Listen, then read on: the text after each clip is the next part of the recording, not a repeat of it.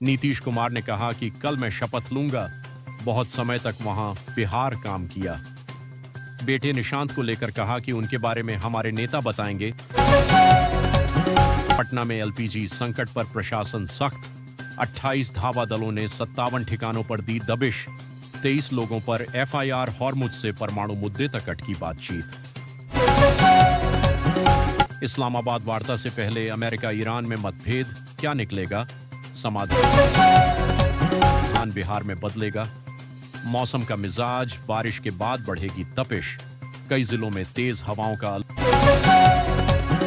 बंगाल में मोदी का नया सियासी दांव, ममता के जवाब में निर्ममता का नैरेटिव, सबका साथ सबका विकास और लुटेरों का होगा हिसाब।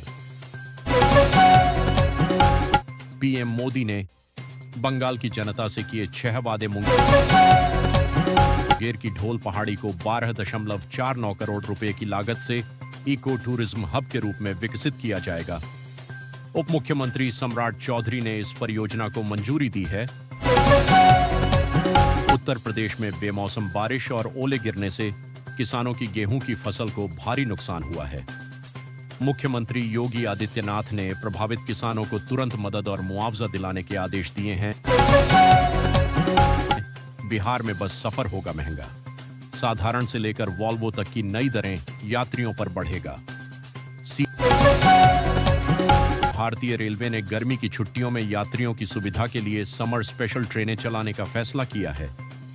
अमृतसर से कोलकाता और ऋषिकेश से गोरखपुर के बीच ये ट्रेनें निर्धारित समय पर चलेंगी। बीएसएफ और सीआरपीएफ समेत सीएपीएफ बलों के कैडर रिव्यू और समय पर प्रमोशन न मिलने की समस्या के समाधान होने के संकेत। गृह मंत्रालय समस्तीपुर मंडल के सभी रेलवे स्टेशनों पर अब लगेगा पैनिक बटन, सायरन बजते ही तुरंत पहुंचेगी सुरक्षा टीम। असम के सियासी इतिहास में पहली बार रिकॉर्ड वोटिंग हुई है। असम में इस बार 85.89% मतदान हुआ है, जो पिछले चुनाव से करीब 3.5% ज्यादा है। सीज फायर के ऐलान के बावजूद इजरायल की ओर से लेबनान में कई बार हमले हुए हैं। वहीं अब इजरायल और लेबनान के बीच बातचीत की संभावना जताई जा रही है। इससे युद्ध पश्चिम बंगाल की वोटर लिस्ट से करीब 91 लाख नाम हटाए गए। इसका क्या है मतलब? कोलकाता के आरजी कर रेप मामले में परिवार ने महिला की तस्वीर जारी की। बीबीसी को पिता ने बताई वजह। भारत पहुंचते ही बांग्लादेश के विदेश मंत्री ने एस जयशंकर से कहा, शेख हसीना को लौटाओ। इंडिया ने क्या दिया जवाब? आज पटना के ऊर्जा ऑडिटोरियम में आयोजित 4,954 एएनएम के नियुक्ति पत्र वितरण समारोह में सम्मिलित हुआ।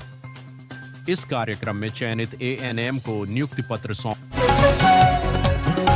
राज्य के वैसे सरकारी कर्मचारी और पदाधिकारी जो कि जनगणना के काम में जुटे हुए हैं, उनका अगले साल 2027 के मार्च महीने तक ट्रांसफर नहीं हो सकेगा।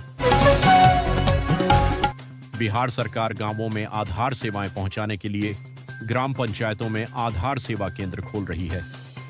पहले चरण में 15 अप्रैल तक 2000 पंचायतों में केंद्र शुरू होंगे, जिससे ग्रामीणों को आधार अपडेट और अन्य सेवाओं के लिए दूर नहीं जाना पड़े।